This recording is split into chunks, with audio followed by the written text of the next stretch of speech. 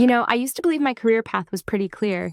Mid-level, comfortable, just keeping my head down, doing my job, staying out of the corporate drama. Never, not in a million years, did I think a mandatory diversity training could actually blow up our entire executive team. But here we are. And honestly, it's a story that still gives me chills. A story you probably won't believe. It all started when Brenda took over, the new CEO. She blew in like a Category 5 hurricane. All sharp suits and even sharper elbows. The word around the water cooler spread like wildfire. Toxic feminists, they whispered. DEI focused to a fault. Not my words, mind you, just what I heard. She had this undeniable my way or the highway energy. Absolutely no room for discussion, no debate, no dissent. Her first big mandate, an inclusive leadership workshop. For everyone, especially the senior executives. My initial reaction, a deep internal groan. Another HR-mandated snooze fest, I thought, about unconscious bias and corporate synergy. Oh, how incredibly wrong I was about that. This was no ordinary training. This was something far more sinister.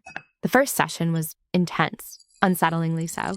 Brenda sat right in the front row, observing, not participating, just watching, like a predator. Her gaze was piercing, missing nothing. The trainer, Dr. Anya, was all perky smiles and forced enthusiasm. She started with the usual, generic icebreakers. But Brenda's eyes, they were laser-focused, targeting our senior leadership. There was Mark, our CFO, a walking spreadsheet of brilliance. He knew every number, every financial intricacy. Then Sarah, head of sales, old school, fierce, built her empire, from the ground up with sheer grit and client loyalty. And Dave, our COO, he ran operations like a drill sergeant, efficient, unflappable, the epitome of calm under pressure.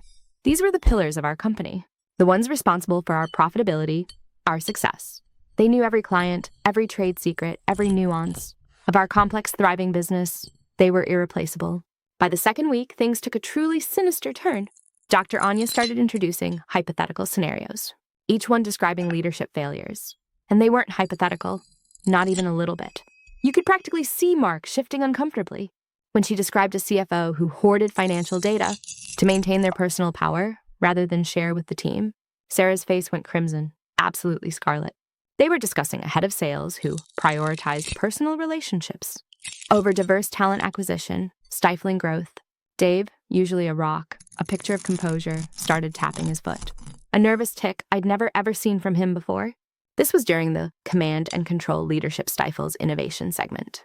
The air in the room got thick, so thick you could cut it. The usual office chatter, it died down completely, replaced by hushed whispers by the coffee machine, nervous glances across cubicles, fearful whispers in the halls. You could feel the discomfort growing, like a slow-motion pressure cooker.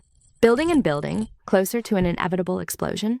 It was becoming painfully clear this wasn't about training anyone. This was a targeted, calculated attack. The third session was brutal, absolutely merciless.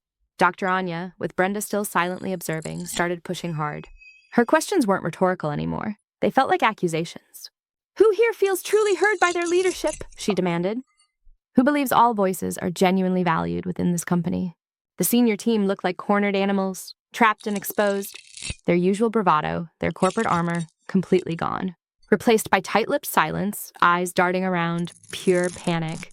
I saw Mark and Sarah exchange a look of utter desperation. Dave just stared straight ahead, jaw clenched so tight I thought it would shatter. It was alienating, intentionally targeted, and utterly, utterly brutal. Designed to break their spirit, to humiliate them publicly.